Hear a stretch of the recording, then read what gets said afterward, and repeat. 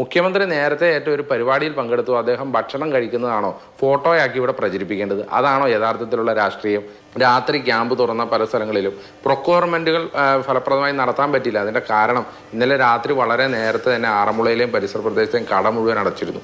ശ്രീ അബിൻ വർക്കി, ദുരന്തത്തിനോട് നമ്മൾ എങ്ങനെ പ്രതികരിക്കുന്നു എന്നത് പ്രധാനമാണ്. നമ്മൾ പലതവണ അത്തരം മികച്ച പ്രതികരണങ്ങളിലൂടെ പരമാവധി നഷ്ടങ്ങളും കോട്ടങ്ങളും കുറച്ച് നമ്മൾ മുന്നോട്ട് വന്നവരുമാണ്. അപ്പോൾ ആ ദുരന്ത പ്രതികരണം, അതിൽ പിഴവുകൾ ഉണ്ടെങ്കിൽ അതിപ്പോഴല്ലാതെ പിന്നെ എപ്പോഴാണ് പറയേണ്ടത്? ഒന്നാമത്തെ കാര്യം, അത് നിങ്ങളിപ്പോൾ ഈ ദുരന്തവുമായി ബന്ധപ്പെട്ട് അദ്ദേഹം പറഞ്ഞ കാര്യം, ഇപ്പോൾ വേണ്ടത്ര മുന്നൊരുക്കങ്ങൾ ഉണ്ടായിരുന്നില്ല. അപ്പോൾ ഞാൻ ആറന്മുളയെ സംബന്ധിച്ച് എനിക്ക് പറയാൻ സാധിക്കും. കാരണം ഞങ്ങൾ 1.5 മാസം മുമ്പാണ് കളക്ടറേറ്റിൽ ഇതുമായി ബന്ധപ്പെട്ടൊരു യോഗം കൂടിയത്. അന്ന് ഈ പറയുന്ന യാതൊരു വിധത്തിലുള്ള പ്രളയത്തിനുള്ള സാഹചര്യമില്ല, പക്ഷേ പ്രളയം പ്രതീക്ഷിച്ചാണ് നമ്മളിതൊക്കെ ചെയ്യുന്നത്. അന്ന് തന്നെ ഞങ്ങൾ 38 ക്യാമ്പ് സൈറ്റുകൾ ഐഡൻറ്റിഫൈ ചെയ്ത് വെച്ചു. അതിനകത്താണ് 25 ക്യാമ്പുകൾ ഇപ്പോൾ പ്രവർത്തിക്കുന്നത്. അതുമായി ബന്ധപ്പെട്ട് അന്ന് NDRFൻ്റെ കൊല്ലത്തെയും ആലപ്പുഴയും സംഘത്തെ അവർക്ക് പ്രത്യേക നിർദ്ദേശം കൊടുത്തു, ഏത് സാഹചര്യത്തെ നേരിടാൻ ഇവിടെ വരാൻ ഒരു സംഘം കൂടി വേണമെന്നും. ആ സംഘങ്ങളാണ് ആറന്മുളയിൽ കൂടുതൽ രക്ഷാപ്രവർത്തനം നടത്തിയത്. പിന്നെ താങ്കൾ ഈ പറഞ്ഞ മൂഴിയാർ ഡാമുമായി ബന്ധപ്പെട്ടുണ്ട്. ഒന്ന്, താങ്കൾ പറഞ്ഞത് കറക്റ്റാണ്. ഈ മൂഴിയാർ ഡാം സംസ്ഥാനത്തെ തന്നെ ഏറ്റവും ചെറിയ ഡാമുകളിൽ ഒന്നാണ്. ആ ഡാം രാത്രികാലങ്ങളിൽ തുറക്കുന്നതിനുള്ള അനുമതി കൊടുത്തത് ഇടതുപക്ഷ സർക്കാർ തന്നെയാണ്. ആ സർക്കാരിൻ്റെ കാലഘട്ടത്തിലാണ്. ഒന്ന്, ആ ഡാമുമായി ബന്ധപ്പെട്ടുകൊണ്ട് ചെറിയ ഡാമാണ്, പെട്ടെന്ന് വെള്ളം വരികയും ആ വെള്ളം തുറന്നു വിടാൻ രാത്രിയിലടക്കം തുറന്നു വിട്ടാലും വലിയ ഗുരുതരമായ സാഹചര്യം ഉണ്ടാകാത്ത ഒരു ഡാമാണ്. ആ ഡാം തുറക്കുന്ന സമയത്ത് വേണ്ടത്ര എല്ലാ പ്രൊസീജിയേഴ്സും സ്വീകരിച്ചുകൊണ്ട് തന്നെയാണ് ആ ഡാമുകൾ തുറക്കപ്പെട്ടത്. അപ്പോൾ അതുകൊണ്ട് അങ്ങനെ ഒരു പ്രശ്നമുള്ളതായി എനിക്ക് തോന്നിയിട്ടില്ല.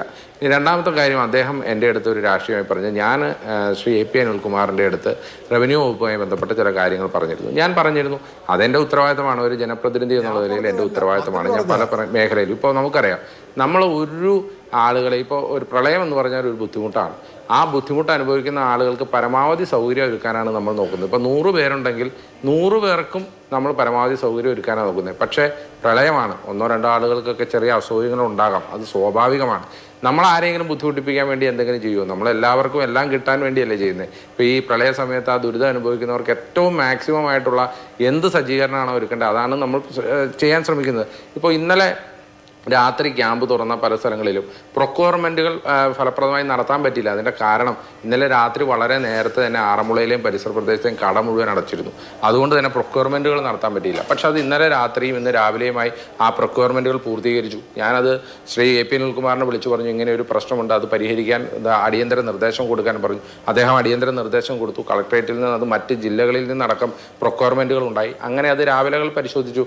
ഞാൻ പറഞ്ഞ രാഷ്ട്രീയ വിഷയം അതല്ല, ഇന്ന് CPM പറഞ്ഞ രാഷ്ട്രീയ വിഷയം അതല്ല. ഇപ്പോൾ ഏതെങ്കിലും ഒരു ക്യാമ്പ് സൈറ്റിൽ എന്തെങ്കിലും ഒരു പ്രശ്നം, ഒരു ക്യാമ്പിൽ ഒരു പ്രശ്നമുണ്ട് എന്ന് പറയുന്നത് നമുക്ക് മനസ്സിലാക്കാം. അപ്പോൾ ഇനി ഒരു ക്യാമ്പിൽ മരുന്നില്ല, ഇല്ലെങ്കിൽ അത് ഭക്ഷണമില്ല എന്ന് പറയുന്നത് മനസ്സിലാക്കാം. ഏതെങ്കിലും ഒരു ക്യാമ്പിൽ ഏതെങ്കിലും ഒരാളെ കൊണ്ട് ഇതിലും ഭേദം കഴിഞ്ഞ സർക്കാരാണ്, ഈ സർക്കാർ വന്നതിന് ശേഷം ഒരു ഗുണമില്ല എന്നും ഈ സർക്കാരിൻ്റെ ക്യാമ്പായതുകൊണ്ടാണ് ഇത് ഇങ്ങനെ നടക്കുന്നതെന്നും ആരെങ്കിലും പറഞ്ഞ ചരിത്രമുണ്ടോ? അങ്ങനെ പറയിപ്പിച്ച ചരിത്രമുണ്ടോ? എൻ്റെ ചോദ്യം അതാണ്. ശ്രീ രാജു അബ്രഹാമും ഞാനുമായിട്ട് വ്യക്തിപരമായിട്ട് ഒരു കുഴപ്പമുള്ള ആൾക്കാരല്ല. ഞങ്ങൾ വളരെ, ഇപ്പം ഞാൻ പറഞ്ഞല്ലോ, ഞാനിന്ന് പല പ്രദേശത്തെയും CPMൻ്റെ മെമ്പർമാരുമായി ചേർന്നാണ് പലതും നടത്തിയത്. അതിൻ്റെ കാരണം എന്താ? ആ പ്രദേശത്തെ മെമ്പർമാർ CPMകാരാണ്. അവിടെ ദുരിതം അനുഭവിക്കുന്നവർക്ക് കൃത്യമായ വിവരങ്ങൾ കൊടുക്കേണ്ടത് ആ പ്രദേശത്തെ മെമ്പർമാരാണ്. ഞാൻ എന്തെങ്കിലും രാഷ്ട്രീയം നോക്കിയോ അവരെന്തെങ്കിലും രാഷ്ട്രീയം നോക്കിയല്ല ഞങ്ങളുടെ അടുത്ത് ബന്ധപ്പെടുന്നത്. ഈ ദുരന്തമുഖത്ത് കോൺഗ്രസും ഉണ്ട്, CPM ഉണ്ട്, BJP ഉണ്ട്, മതമുള്ളവരും ഉണ്ട്, രാഷ്ട്രീയമുള്ളവരുണ്ട്, രാഷ്ട്രീയമില്ലാത്തവരുണ്ട്, മതമില്ലാത്തവരുണ്ട്. എല്ലാവരും ചേർന്നാണ് ഈ ദുരന്തമുഖത്തെ നേരിടുന്നത്. അപ്പോൾ ശ്രീ രാജു അബ്രഹാമിനോട് എന്തെങ്കിലും കുഴപ്പമുണ്ടായിട്ടല്ല ഇത് പറയുന്നത്, ഈ സമയത്തല്ല ഇത് പറയുന്നത്. ഇപ്പം ഞങ്ങൾ 2018 പ്രളയത്തെ വിമർശിച്ചിട്ടുണ്ട്. അതിൻ്റെ കാരണം എന്താ? ഞങ്ങൾ ഫാക്ട്ഫുള്ളായി പല കാര്യങ്ങളും പറഞ്ഞിട്ടുണ്ട്. പിന്നീട് കോടതി തന്നെ അത് കണ്ടെത്തുകയും ചെയ്തു. ഞങ്ങൾ ആരെങ്കിലും ദുരിതാശ്വാസ പ്രവർത്തനം നടത്തുമ്പോൾ ഈ കാര്യങ്ങൾ പറഞ്ഞിട്ടുണ്ടോ? ആ ഒരാഴ്ചത്തേട്ട് ഞങ്ങളുടെ പ്രവർത്തകരെല്ലാം ദുരിതാശ്വാസ പ്രവർത്തനത്തിൽ വന്ന് ഇത് സെറ്റിലായി കാമായി കഴിയുമ്പോൾ ഞങ്ങൾ ഈ വിമർശനങ്ങൾ ഉന്നയിക്കും. നിങ്ങൾക്ക് ഉന്നയിക്കാം. ഇപ്പോൾ ശ്രീ രാജു അബ്രഹാം ഉദ്ദേശിക്കുന്ന റാന്നിയിലെ വെള്ളം ഒഴുകി പോയി എന്നുള്ളതായിരിക്കും താങ്കളുടെ അവിടെ പ്രളയം കഴിഞ്ഞു എന്ന് താങ്കൾ ഉദ്ദേശിക്കുന്നത്. എന്നാൽ അങ്ങനെ അല്ലല്ലോ. ആറന്മുളയിൽ വെള്ളം കിടക്കുമല്ലേ, 2 ദിവസം കൂടെ ഇങ്ങനെ നിൽക്കുമല്ലേ. ഇനിയൊരു മിന്നൽ സമയത്ത് തന്നെ ഉന്നയിക്കണം. കാരണം ദുരന്ത നിവാരണ അതോറിറ്റിയുടെ ചെയർമാനായ മുഖ്യമന്ത്രി ഔചിത്യ ബോധത്തോടെയാണോ പെരുമാറിയത്? അദ്ദേഹം പോയ വിരുന്നിന്റെ ചിത്രങ്ങളും അദ്ദേഹം പങ്കെടുത്ത ഉദ്ഘാടനത്തിന്റെ ചിത്രങ്ങളും ഒക്കെയാണ് ഈ ദുരന്ത ബാധിതർക്ക് മുന്നിലേക്ക് വരുന്നത്. അതൊക്കെ ചില സമയത്ത് പറയേണ്ടി വരിക തന്നെ ചെയ്യില്ലേ? എന്താണ് ഞാൻ ശ്രീജ അതിനകത്ത് മുഖ്യമന്ത്രി നേരത്തെ ഏറ്റ ഒരു പരിപാടി, ആ പരിപാടിയിൽ അദ്ദേഹം പങ്കെടുത്തു. അതിനുശേഷം അദ്ദേഹം ഭക്ഷണം കഴിച്ചു. അദ്ദേഹം അതിനുശേഷം കൃത്യമായി വന്ന് ദുരന്ത നിവാരണ അതോറിറ്റിയുടെ മീറ്റിംഗ് വിളിച്ചു. ഞങ്ങളെ MLA-മാരെ എല്ലാവരെയും കൂട്ടി. അതിനിടയ്ക്ക് തന്നെ അദ്ദേഹം ഫോണിലൂടെ എല്ലാം ബന്ധപ്പെട്ടു, കളക്ടറെ ബന്ധപ്പെട്ടു. ബഹുമാനപ്പെട്ട മന്ത്രി ശ്രീ PC വിഷ്ണുനാഥിൻ്റെ ഇതിനെ ഏകോപനത്തിന് വേണ്ടി പത്തനംതിട്ടയ്ക്ക് അയച്ചു. അദ്ദേഹം റാന്നിയിലെത്തി, പിന്നീട് ആറന്മുളയിലെത്തി, ഇന്നിപ്പോൾ കോന്നിയിലുണ്ട്. എല്ലായിടത്തും അദ്ദേഹം ഇത് ദുരന്ത നിവാരണ അതോറിറ്റിയുടെ ചെയർമാൻ എന്നുള്ള നിലയിൽ ബഹുമാനപ്പെട്ട മുഖ്യമന്ത്രി ചെയ്യേണ്ട കർത്തവ്യങ്ങളെല്ലാം ചെയ്തു. അപ്പം നിങ്ങൾ അതിൻ്റെ അതർ സൈഡല്ലേ എടുക്കേണ്ടത്? ഒരു ദുരന്തം ഉണ്ടാകുമ്പോൾ മുഖ്യമന്ത്രി നേരത്തെ ഏറ്റവും ഒരു പരിപാടിയിൽ പങ്കെടുത്തു, അദ്ദേഹം ഭക്ഷണം കഴിക്കുന്നതാണോ ഫോട്ടോയാക്കി ഇവിടെ പ്രചരിപ്പിക്കേണ്ടത്? അതാണോ യഥാർത്ഥത്തിലുള്ള രാഷ്ട്രീയം? അതാണോ ഔചിത്യം? ആ സൈഡല്ലേ നിങ്ങൾ ചിന്തിക്കേണ്ടത്? ഞാൻ പറയുന്നത് ഇപ്പോൾ അങ്ങനെയൊന്നും പറയാൻ പറ്റുന്നതോ ചിന്തിക്കാൻ പറ്റുന്നതോ അവസ്ഥയിലല്ല ഞാൻ നിൽക്കുന്നത്. എന്റെ മുമ്പിൽ ഇന്നൊരു മിന്നൽ പ്രളയം ഉണ്ടാകുമെന്നുള്ള ആശങ്ക എന്റെ മുമ്പിലുണ്ട്. ആ ആശങ്കയുടെ മുമ്പിൽ എനിക്ക് നിൽക്കുമ്പോൾ എനിക്ക് മാക്സിമം ആളുകൾ രക്ഷിക്കുക എന്നുള്ളത് മാത്രമേ ഉള്ളൂ.